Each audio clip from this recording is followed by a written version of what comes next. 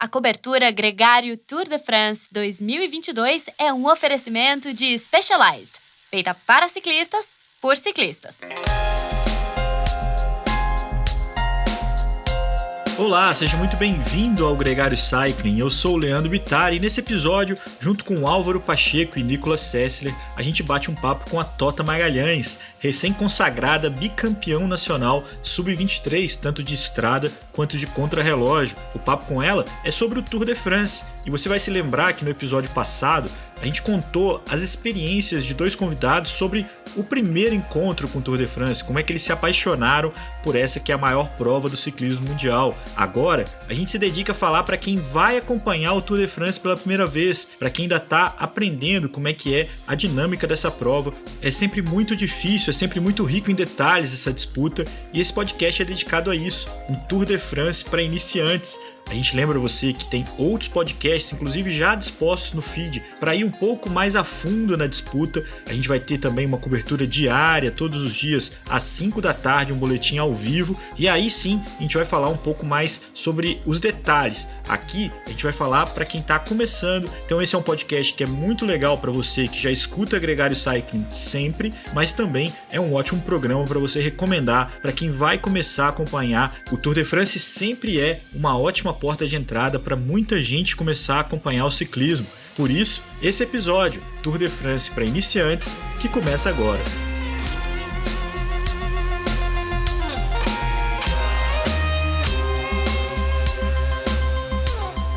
O Gregário Cycling Podcast é apresentado por Jungle e Ultra Coffee, a combinação que eleva sua performance. Plant Power, perform your best. Ciclovia do Rio Pinheiros, a ciclovia que revoluciona o jeito de pedalar em São Paulo. Saiba mais sobre nossos parceiros na descrição deste podcast.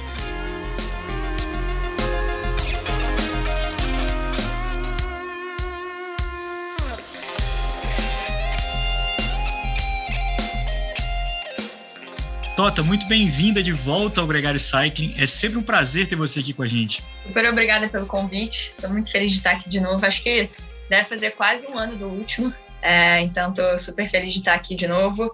Vai ser um bate-papo, um guia prático para a galera que vai acompanhar a primeira vez. Também qualquer dúvida, se a galera tiver, depois manda no Instagram da Gregário que a gente responde juntos. E é isso. É só um começo. Falando de primeira lembrança do Tour, Tota, o que você lembra da tua primeira coisa que você teve contato com o Tour de France? Cara, engraçado que, assim, acho que foi com 9 anos de idade, ou 8, assim, fiz uma viagem com a minha família para Paris e, por coincidência, tava passando o Tour nas ruas. Então, acho que, se não me engano, era a última etapa. Então, tem até uma foto, depois eu mando para vocês, eu comendo sorvete com a camisa grandona do Tour de France, com uns 8 anos de idade. Mas, assim, na época eu não pedalava, nem sabia o que era direito. E aí, depois de 5 anos, entrei no esporte e comecei a acompanhar mais de perto. A Tota não viu, mas agora vai soar como a primeira vez o Tour de France feminino, que retorna e que vai dar um empurrão imenso no ciclismo feminino, já está dando, né? E é uma experiência muito legal que a gente vai acompanhar na sequência do Tour de France masculino, um evento com 8 etapas, inclusive lá no Champs-Élysées também, como eles já fizeram outras vezes com Lacoste, né? Um evento mais robusto e mais à altura do ciclismo feminino. Você tem acompanhado essa evolução do cenário feminino também, Tota? Como é que você tem visto essa expectativa para o Tour de France? Vamos começar pelo feminino. Eu acho que é um passo super importante. Acho que, dos meus amigos que não acompanham o ciclismo e não tem nenhum contato com o ciclismo, a primeira pergunta que o pessoal faz é: você vai um dia participar do Tour de France? Então, ter isso agora no feminino é muito importante, porque antigamente eu falava, não tem o feminino, o Tour de France mesmo tem feminino, mas quem sabe um dia, e hoje a gente pode falar que tem, eu posso sonhar em quem sabe participar um dia. Isso é genial, cara.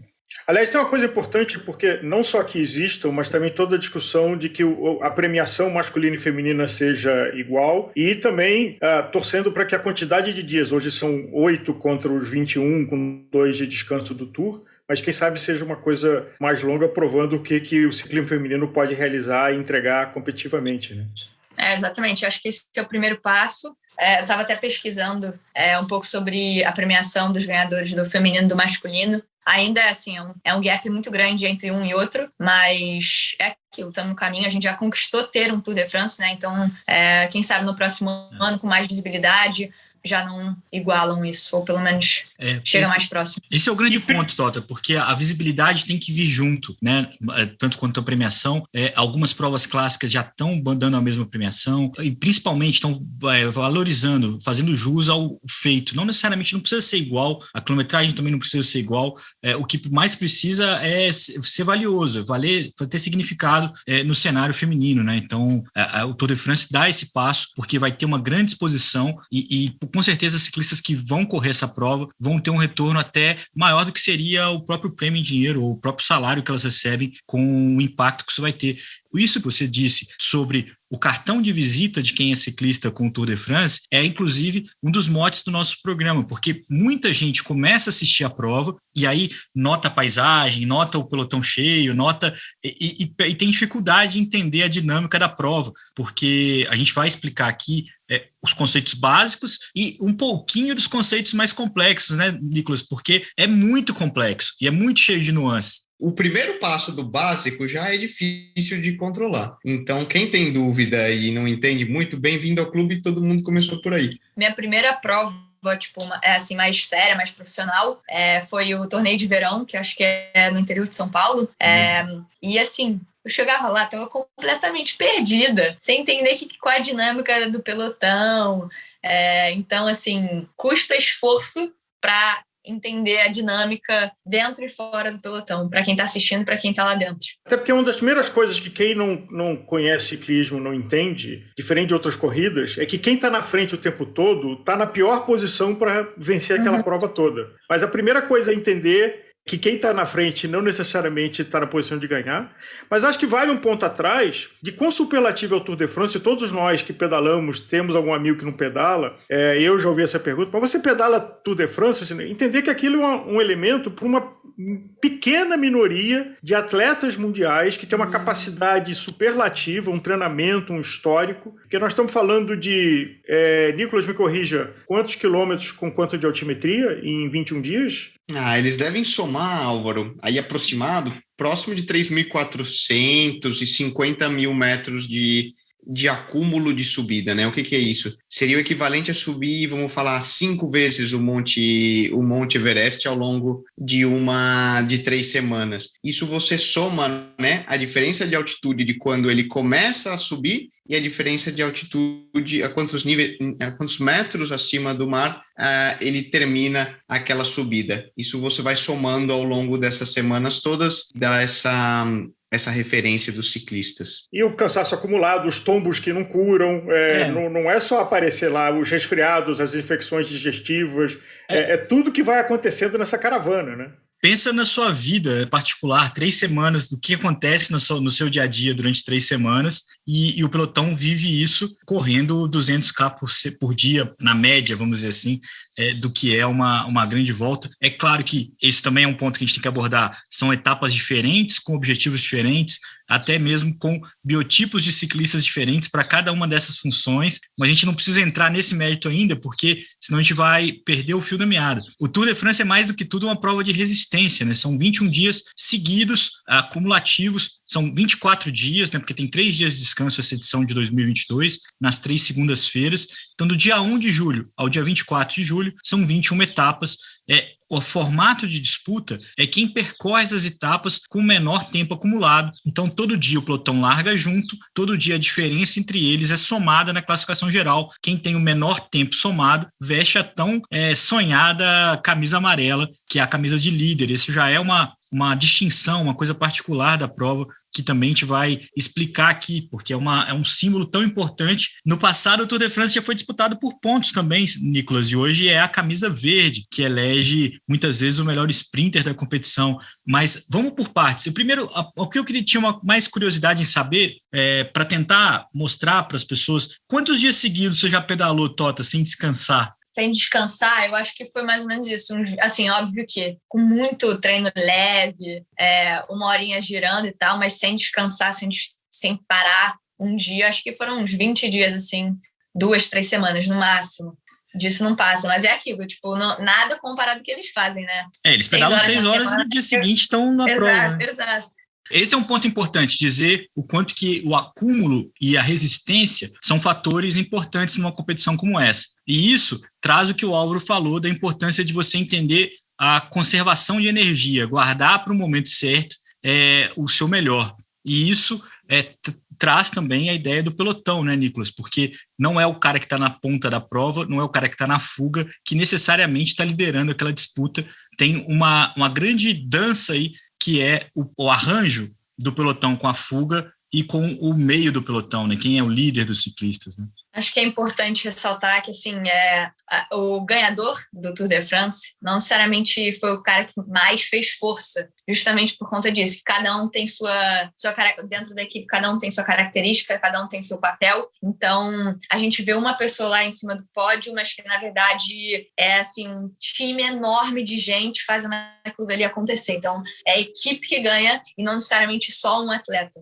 Eu tenho um amigo, Tota, que diz, ele é jornalista, trabalha aqui na Espanha, ele fala que o ciclismo é o único esporte individual que se compete por equipes. Então, ganha um. A gente vê o Tadej Pogacar, a gente vê o Chris Froome, a gente vê o Lance Armstrong no topo do pódio. Mas, para que o Lance Armstrong, para que o Chris Froome, para que o Tadej Pogacar, para que a Tota esteja lá no topo do pódio na Champs-Élysées, é preciso todo um grupo e uma equipe por trás de atletas dedicando e abdicando do resultado pessoal dele para que a Tota possa ser campeã. Isso é o mais bonito do ciclismo. E é complicado porque as pessoas que não entendem o esporte, assim, não estão muito por dentro do esporte, acaba vendo só um ali em cima e acha que, foi 100% mérito dele. Claro que tem seus méritos, mas a equipe inteira por trás é muito importante e é o que, na verdade, é o diferencial. Ô, Nicolas, então vamos entrar um pouquinho a fundo nisso, porque são 22 equipes que largam no Tour de France, cada uma delas com 8 ciclistas. Vamos considerar que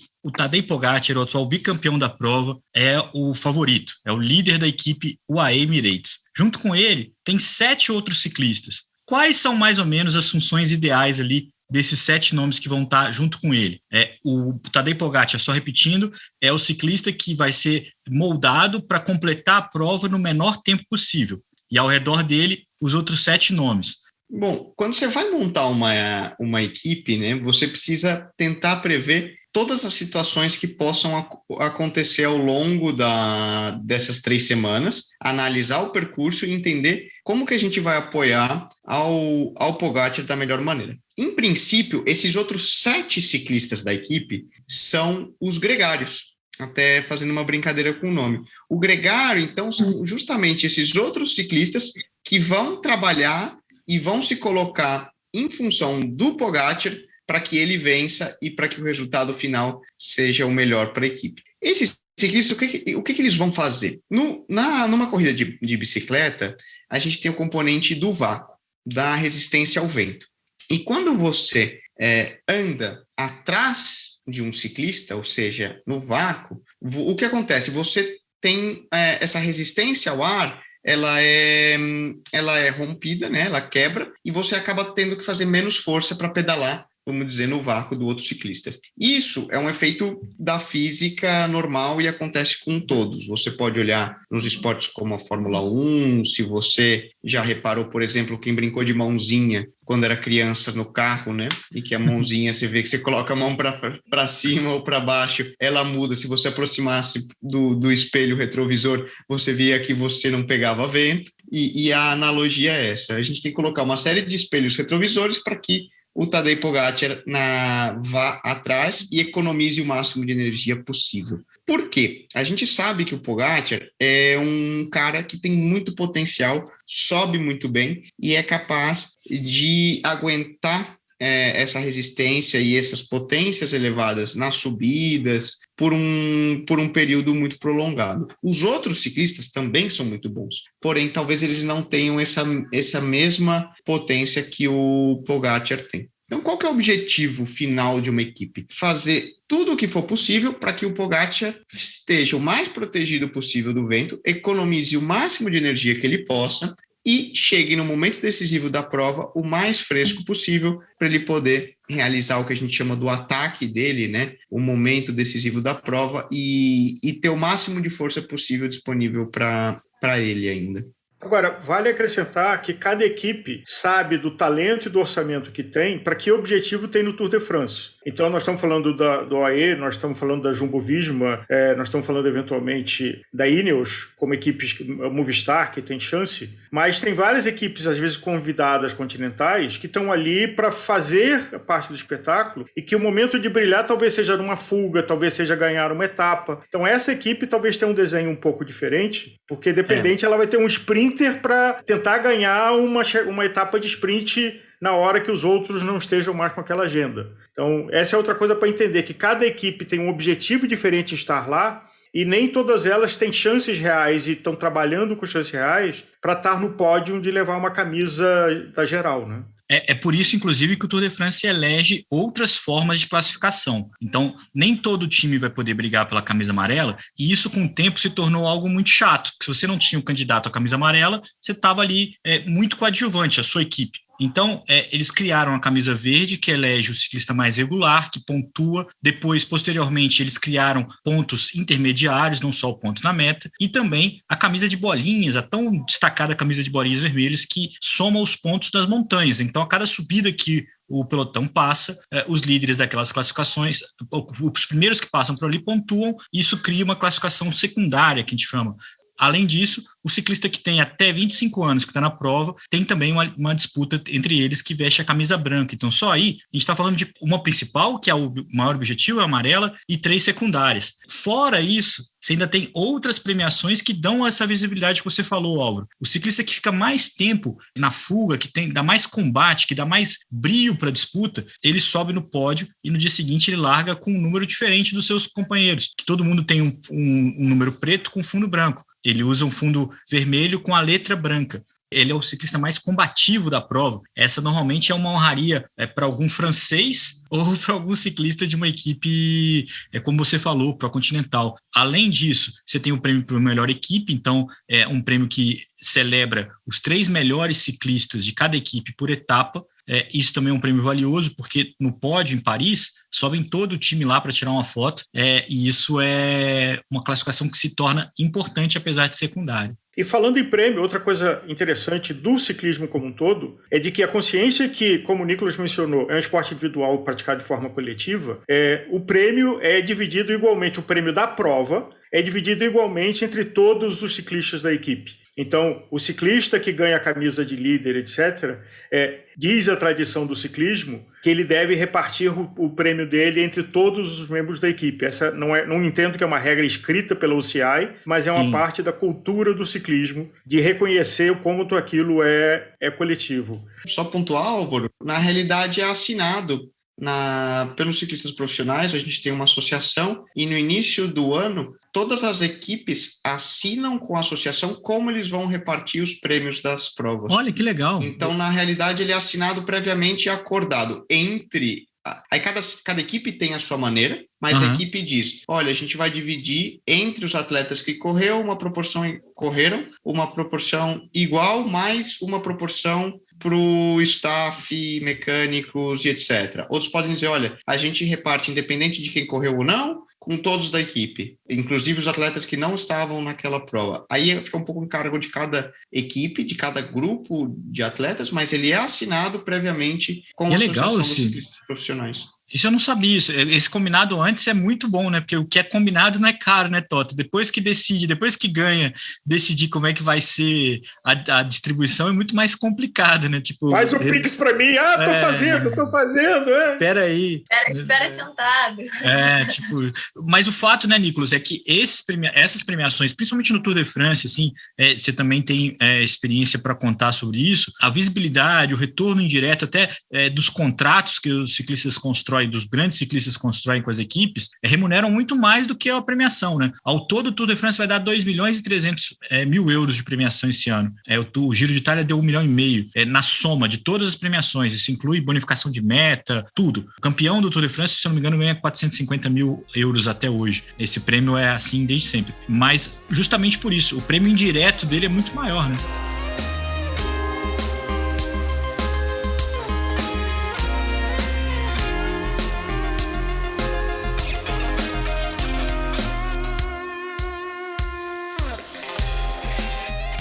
acho que é importante tocar no assunto que não necessariamente a equipe vai ter sempre o mesmo líder em todas as provas. Dependendo da característica do Tour ou a característica, enfim, do giro, o líder é definido. Isso é legal, porque quando a gente apresenta aqui as classificações, as formas de disputa, e aí as equipes se adaptam a esse contexto com um ingrediente a mais, que é o traçado que muda todo ano. Então, o Tour de France do ano passado não percorre as mesmas estradas, nem as mesmas quilometragens do que o desse ano. Esse ano, por exemplo, não tem tanto contrarrelógio, mas tem boas montanhas, tem um início de competição que vai ter paralelepípedo, que é o trecho da Paris-Roubaix. Então, por isso, os gregários, que a gente usou aqui como exemplo do Tadej Pogacar, mas também do Primož Roglič, dos outros favoritos, precisarão ter os caras que conseguem passar bem nesse terreno que é plano, mas que é difícil, que muitas vezes tem mais vento, além dos escaladores, né? Essa variação do percurso é um tema que a gente também tem que abordar, porque são 3 modalidades bem distintas. Tem o contrarrelógio. Esse ano não tem contrarrelógio por equipes, então é só contrarrelógio individual, então cada ciclista larga sozinho e o tempo dele soma na classificação geral. Tem também as etapas planas, onde não tem grandes montanhas e normalmente favorece os ciclistas que têm maior sprint final. E tem as etapas de montanha, onde essas sim, normalmente se destacam os favoritos para a camisa amarela, mas principalmente os escaladores, que é um outro biotipo de ciclista, são aqueles franzinos bem magrinhos que costumam normalmente escalar melhor. E aí você tem a forma de você compor a sua equipe também para agradar todas essas, o encaixe das suas virtudes dos seus ciclistas com as condições do terreno e também com os adversários, né, Tota? A Ineos, por exemplo, decidiu focar no Giro de Itália, porque no Tour de France a disputa com os eslovenos seria um pouco mais complicadas, né? Você, como ciclista, você se sente mais à vontade no plano ou nas montanhas, Tota? Eu brinco que eu não sou excelente em nenhuma das 3, então eu me defendo bem no plano, me defendo bem na montanha, mas também não sou a melhor escaladora, não sou também a melhor sprinter, então assim, a galera chama de all-rounder, né? Eu me defendo bem em cada modalidade, não sei como é que posso chamar, característica. Sim. Um bom português, bom bril, né? Um bom bril. Utilidades. Tem que valer para tudo. Vale para o plano, vale para a subida, vale para o contrarrelógio, o que precisar a gente está fazendo. O que o chefe mandou, a gente dá um jeito. Agora, falando das etapas, tem um pensamento comercial de quase sempre no sábado e no domingo são as etapas que têm mais chance de definir mudanças na classificação geral, porque é quando as pessoas têm mais tempo de assistir. Então, elas são pensadas que sábado e domingo são quase sempre reservados para as etapas chaves que podem definir, embaralhar e remexer com a classificação geral. A formação do traçado é uma coisa muito complexa, muito, muito, muito complexa, porque ela atende quesitos comerciais. Então, por exemplo, o Tour de France esse ano começa na Dinamarca, um país que pagou para que essa prova fosse lá, são 3 etapas por lá, esse é um grande investimento do país para receber toda essa visibilidade. E aí, como vai largar de lá, eles têm que fazer um traçado que desça pelo norte, e aí cada uma dessas coisas vão se encaixando, e as cidades por onde o Tour passa contratam o Tour de France. Então, às vezes, uma cidade que vai completar 500 anos de história, 400 anos de história, ou que tem ali algum motivo comemorativo, pede para fazer parte da rota do Tour, e esse roteiro tem que adaptar esportivamente essas questões de mercado. E aí é um intricado quebra-cabeça. Às vezes as etapas não são ótimas em função disso, e às vezes eles precisam colocar algumas etapas não muito legais para poder caber. Por exemplo, 14 de julho, que é o grande feriado, a queda da Bastilha, inclusive foi o dia que o Mauro Ribeiro venceu uma etapa do Tour de France, é um feriado muito importante por lá. Então, normalmente também é um dia que eles fazem uma etapa especial, porque sabem da grande audiência que aquilo vai ter. Agora, Tota, você acompanhando, quantos tours você já acompanhou? Quer dizer, você teve lá a história de estar no Champs-Élysées por acaso, pré-adolescente. Quantos tours você já acompanhou até hoje? Assim, acompanhar mesmo. Acho que só 2, assim, dos últimos 2 anos que eu entrei no ciclismo profissional. Porque acho que antes de entrar como amadora, eu não tinha muita noção, então eu ficava um pouco perdida de vez em quando. Então tem uns 2 anos assim que eu realmente acompanho e inclusive monto meu time lá no Velo Games, tenho montado. Então, entrei na brincadeira também. O Velo Games é uma ótima forma de entender essa dinâmica, né? É um fantasy game onde você monta seu time com um valor que você tem para gastar. Isso te impede a fazer um time só com as estrelas. e você tem que ter ali participação em todos esses eventos que a gente falou. As vitórias por etapa, que tem um valor interessante, as lideranças das classificações, a presença nas fugas e a classificação final. É sempre uma boa forma para quem está acompanhando, vai acompanhar o primeiro Tour de France, montar um time do Velo Games é bem positivo para essa compreensão. Tem um contraponto, tem um efeito negativo, que é você passa a torcer contra os caras que você gosta porque não estão no seu time. Isso aí é um efeito que não tem como e acaba bagunçando toda... Tem várias provas que eu não monto porque eu não quero me envolver, assim, eu não quero ser passional nas minhas escolhas, mas essa é uma experiência. Se você precisar agora alguém, Leandro, você me chama que eu eu aposto nele, tá? Aliás, você sabe... Eu jogo pé frio em cima. É uma fama conquistada, né, Nicolas? O Mick Jagger tem ligado pro Nico, quando perguntam para ele para que você vai torcer em alguma prova ciclística, o Mick Jagger liga pro Nicolas e fala, o que eu falo? Brincadeira à parte, Nicolas.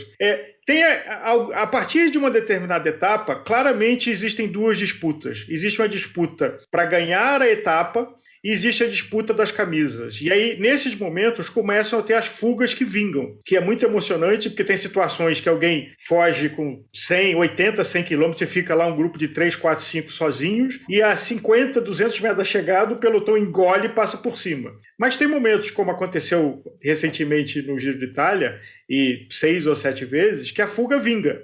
Por que isso acontece? Bom, vamos lá. Então, a gente explicou aquele início de como funciona o Tour de France, a classificação geral, que é disputada por tempos e etc. O que acontece? Ainda são 21 dias de competição, onde, bem ou mal, todo dia, uma vitória de etapa por si só representa muito na carreira de um ciclista, na visibilidade que ele recebe, que a equipe recebe perante os patrocinadores e na sua importância. Você, como o Leandro falou, como a Tota falou, a gente tem diferentes tipos e biotipos de ciclista. Aquele cara mais explosivo, musculoso e que tem muita explosão, vamos pensar num Usain Bolt aí, né?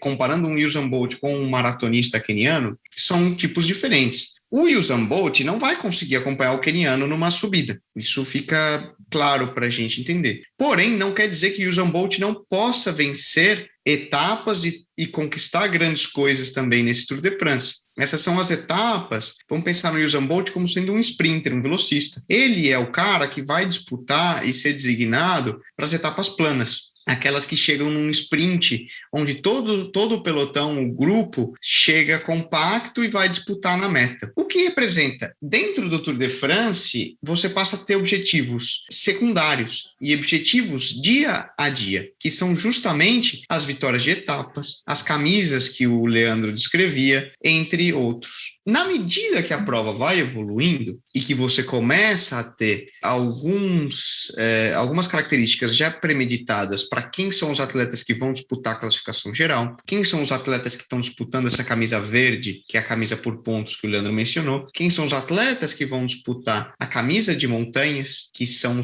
as metas, os pontos distribuídos no topo de cada uma das montanhas que os atletas passam ao longo das 3 semanas, você começa a ter objetivos e estratégias secundárias de cada uma das equipes. Vamos supor, você tem uma equipe que começa a perceber que eles não serão capazes de ganhar o Tour de France na classificação geral, talvez eles mudem a estratégia da equipe para justamente como você falou, Álvaro. Eles vão tentar colocar naqueles dias específicos que eles sabem que eles podem ter uma possibilidade de ganhar a etapa, eles vão tentar colocar um atleta numa fuga, porque ele pode talvez ganhar aquela etapa. E isso, de certa forma, por mais que eles não ganhem a classificação geral do Tour de France, ganhar um dia no Tour de France é muito representativo e traz um grande retorno para os patrocinadores, mais uma vez, e para as pessoas que apostam pela equipe.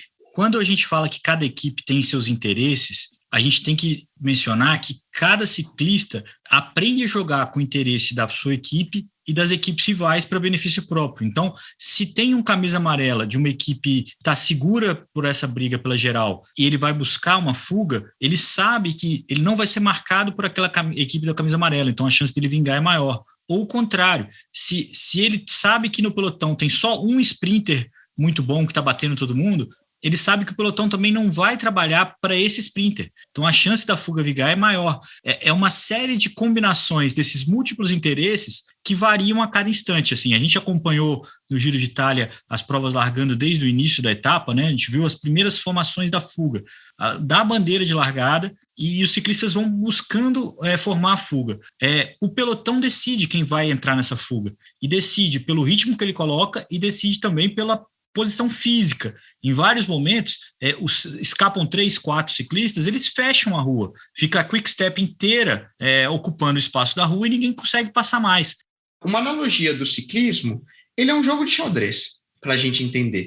Então, a estratégia de prova, ela sempre depende do que o outro está fazendo. É muito difícil você prever tudo o que vai acontecer num percurso de 200 quilômetros cada curva antes. O que transforma o ciclismo num esporte muito imprevisível. No mesmo circuito, uma mesma corrida com os mesmos atletas, se você correr 2 vezes, a prova vai sair com um resultado diferente. Porque como você falou, Tota, no início do programa, nem sempre o atleta mais forte no ciclismo, o vencedor. Por quê? Você tem toda essa dinâmica de um jogo de xadrez por trás que vai definir a estratégia de qual equipe está atacando, quem fez aquela curva mais forte, de onde está vindo o vento, um problema se você mecânico. se alimentou bem naquele momento, um problema mecânico. São muitas variáveis incontroláveis que vão definir o resultado. Por isso que é como um jogo de xadrez. Na medida que teu adversário move um peão, você tem que entender qual é a minha próxima cartada. Sem que ele faça a jogada dele, eu não posso movimentar a minha. Por mais forte que você seja, se você gastar demais suas forças, se você usar demais, assim como o dinheiro, por mais rico que você possa ser, se você gastar demais o teu dinheiro, uma hora você vai ficar sem. É a mesma brincadeira no ciclismo. Você tem tantas moedas para gastar, são tantas cartadas, são tantas balas, são tantas pedaladas. Se você usar demais, você vai ficar sem. E o teu adversário, que por mais que tenha menos dinheiro, menos força que você, pode ser que ele ganhe de você no final do dia. Nicolas, e falando em ter energia, você precisa restabelecer essa energia, porque é prova de 4, 6 horas. E quando você vê um ciclista de grande volta, não larga com aquele bolso entupido de coisas que um ciclista amador larga para fazer um treino de 6 horas. Como é que funciona a alimentação para quem não acompanha isso? Como é que funciona, quanto um ciclista leva no bolso e como é que ele se reabastece durante o percurso? A gente leva, Álvaro, uma diferença de alimentos. São fatores primordiais. Você tem que se reidratar. Muito importante a hidratação sempre. Então, você leva uma mistura de eletrólitos e sais minerais na garrafinha com energia também. Então, a gente leva a famosa squeeze e vai bebendo durante a etapa. É muito comum que, como são etapas muito longas, em média, a gente tem que beber uma garrafinha de 500 a 750 ml por hora de etapa. Se fizer mais calor, isso é ainda mais elevado. Então, você pensa que cada ciclista de cada equipe larga e vai bebendo já na garrafinha o líquido, os eletrólitos e um pouco de energia. A gente também leva uma série de alimentos nos bolsos, Álvaro. Então, você vai levar uma mistura de géis, que seriam ali alimentos meio sólidos, né? Quase como fosse um mel. Antigamente usava-se muito mel e hoje foram desenvolvidos esses produtos específicos que têm uma mistura de carboidratos legais para você levar na forma de gel. Mas, além disso, você tem que pensar que para um ciclista que passa 21 dias pedalando 6 a 7 horas por dia, só na base de bebida na garrafinha, tipo Jungle, que você vai tomando, e gelzinho, chega uma hora que teu estômago, sua boca, você não consegue mais só tomar gel e líquido. Você quer algo sólido, né? Que te sustente um pouco mais. Nisso entram barrinhas energéticas, como a gente encontra, docinhos. Então, por exemplo, eu adoro levar bananinha, goiabada. Você, às vezes, os fisioterapeutas auxiliares preparam misturas de pãezinhos para que a gente leve nos bolsos, fruta, banana. Aí vai ser um pouco mais do que for palatável e de fácil digestão, sempre. Obviamente, você não vai levar uma pizza no bolso, você não vai levar um hambúrguer do McDonald's, porque a combinação de você pedalando e comer um hambúrguer ali em cima da bike não vai funcionar muito bem. Bota um cálculo aí de 80 a 120 gramas de carboidrato por hora. E aí isso faz com que o atleta não fique em déficit Então, o seu corpo não fique procurando energia, digamos assim, e não tendo de onde repor. Principalmente uma prova de vários dias de etapas, você errar um dia, no dia seguinte você já vai pagar o preço desse erro. Ô, Tota, você já experimentou aquela cena clássica que todo mundo vai assistir no Tour de France, que é o ciclista que coloca várias caramanholas dentro da camisa para abastecer os companheiros? Já experimentei uma vez, mas foi assim, um treino, foi rápido, mas quero ver como é que vai ser isso. Vou começar a treinar e a subir a água, pegar, encher. O Silvestre vai ter que dar uma aula, hein? Quantas cabem, Nicolas? Tem que fazer caber 8, né? São 8 atletas, colocar 7 e uma para você, né? O Murilo contou aqui, inclusive, né, Nicolas, do trote que ele tomou na primeira vez que ele foi competir com a equipe dele, a Domina Vacanze, se eu não me engano. Tem uma quilometragem que você percorre e aí pode ir pegar o abastecimento nos carros. E aí que na hora 30 que abre, né? Na hora que bateu 30, já tinha um ciclista da equipe dele batendo a mão no ombro dele e falou assim, amigão, o bar tá aberto, pode ir lá pegar água pra galera. E é uma cena clássica, né, e das que mais chamam a atenção, porque são muitas garrafinhas que eles colocam dentro da camisa e realmente distribuem ali. Aliás, tem sido cada vez mais comum compartilhar entre equipes, né, Nicolas? Isso é uma coisa que soa estranho ainda, mas os ciclistas têm compartilhado, inclusive a Movistar também andou dando garrafinha para outros ciclistas espanhóis do pelotão e tal. Uma cena que é legal, mas que ainda me causa uma certa estranheza, principalmente pela contaminação, né? Existe muita camaradagem no pelotão. Afinal de contas, você tem aqueles ciclistas que estão disputando, então vamos pensar aqueles 10 atletas. O restante da galera está ali fazendo um trabalho para terminar. O objetivo dele, por exemplo, meu objetivo é deixar a Tota no pé daquela subida da melhor maneira possível e que ela tenha tudo possível para que ela esteja na melhor. E é quase que uma sensação de companheiros de trabalho. Ninguém quer ferrar com o outro e, claro, na disputa dos primeiros, quando a Tota está sprintando lá para vencer, é claro que a adversária dela não vai dar uma garrafinha para ela. Porque até no calor do momento não tem nem tempo e energia. Mas depois você passou para o pessoal, vamos dizer, todos os gregários, uma vez que eles terminaram o trabalho dele para aquele dia, é uma sensação de camaradagem e amizade mesmo. Muitas vezes, por exemplo, eu tô numa fuga ou tô num lugar, num dia muito quente, você vê um auxiliar de uma outra equipe, ele não tem nenhum atleta da equipe ali, você sabe que todos os atletas da equipe dele já passaram. Ele tem uma garrafinha, você faz um sinal, ele te deu uma garrafinha. No final das contas, é como quando você vê um pobre coitado aí morrendo de sede na rua, você fala, toma uma garrafa d'água aqui, menino, vê se você dá uma levantada aí no defunto. Agora, Tota, dos tipos de prova de plano, sprint, subida, o que nesses anos que você começou a seguir com um olhar profissional, de atleta profissional que você está se tornando, qual tipo de etapa você acha mais divertida e energizante de assistir? Eu gosto das etapas de montanha, porque eu acho mais, digamos assim, emocionante. Para mim são as etapas mais chaves, que você consegue tirar mais tempo. E, fica bonito de ver os atletas escalando, sofrendo pra caramba. O sofá é divertido, né? O sofá é divertido. Não, e é uma coisa que o Nicolas fala várias vezes, né? Essa etapa hoje foi chata, não aconteceu nada, então vai lá ficar rodando a 40, 45, se desviando, tentando não cair, se envolver num acidente, e chega o dia inteiro, porque uma rotina de tour é dormir, chegar pra largada, correr, realimentar um pouco e voltar para dormir. Não dá para fazer mais nada. Acho que nem dá para olhar a rede social, né? Talvez no ônibus em algum momento, mas é só isso.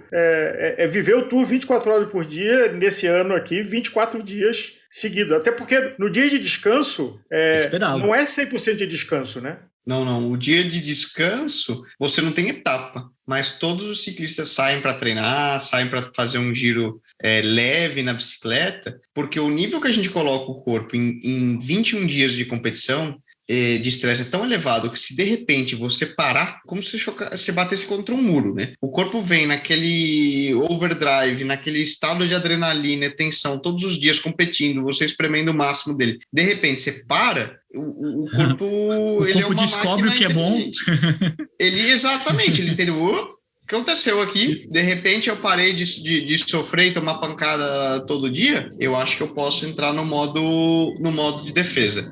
Então é até por isso que nos dias de descanso, nenhum ciclista deixa de treinar. Ele vai fazer um treino mais leve, não tão intenso como um dia de competição, mas ele continua um certo nível de atividade. Uma coisa muito importante para a gente terminar aqui o programa é falar como é que a gente acompanha a prova, né? Porque aqui na Gregário Cycling a gente não tem o direito de transmissão do Tour de France, mas a gente tem o dever de falar sobre o Tour de France todos os dias. Então, todo dia às 5 da tarde a gente vai fazer um boletim ao vivo, principalmente eu, o Nicolas Sessler, e sempre, algumas vezes, alguns convidados, mas aqui no Brasil também você pode assistir tudo ao vivo pela ESPN, que transmite já há muitos anos, já tem mais de 15 anos que eles transmitem o Tour de France, e também nas mídias sociais, tem muita coisa rolando e dá para acompanhar os ciclistas, dá para acompanhar as equipes e tem sempre algumas informações que são sempre muito... colocam a gente literalmente dentro da prova, né? Você curte acompanhar os perfis oficiais, ou Tota, dos ciclistas e ver como é que é o dia a dia dos caras lá também, ou não?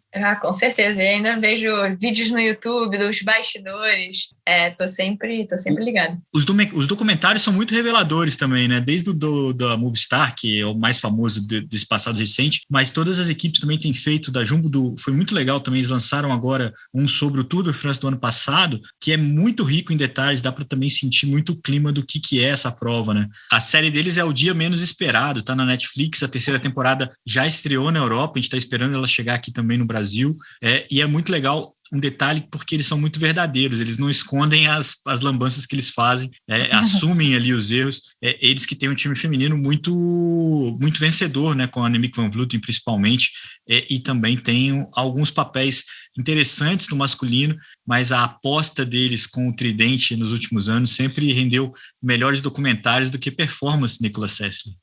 E essa corneta eu não vou comentar, sem a presença do meu advogado.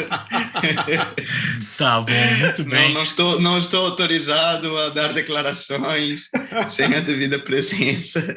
Dia 1º de julho, então, começa o Tour de France, a gente vai estar ligado aqui, a gente tem certeza que quem ouviu esse podcast, quem acompanha com a gente, vai ter muito mais informação e muito mais detalhe de tudo isso que a gente passou aqui no dia a dia, durante a prova.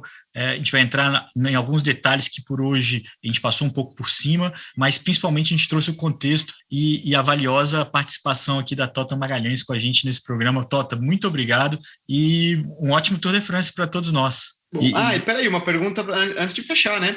Quem que a gente vai gorar aqui, cada um de nós? Eu já estou em campanha desde semana passada para o Pogacar perder uns 5 minutos na primeira semana, sem abandonar a prova, só perder uns 5 minutos e continuar na prova. Só para dar molho. Só para dar um molho. Tô torcendo para ser pelo menos emocionante.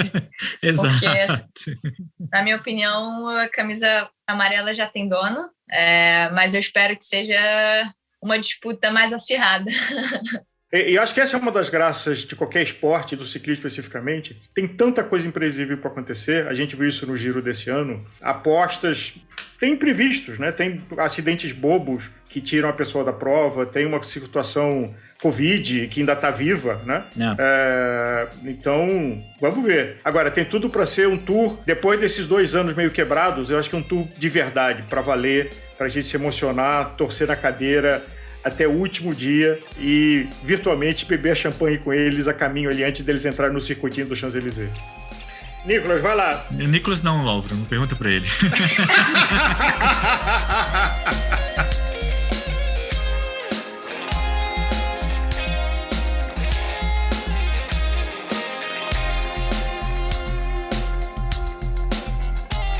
Conheça os produtos Gregário, itens de qualidade com a nossa identidade. Experimente o Café Roubaix, feito com grãos especiais para quem é apaixonado por um cafezinho antes ou depois das pedaladas.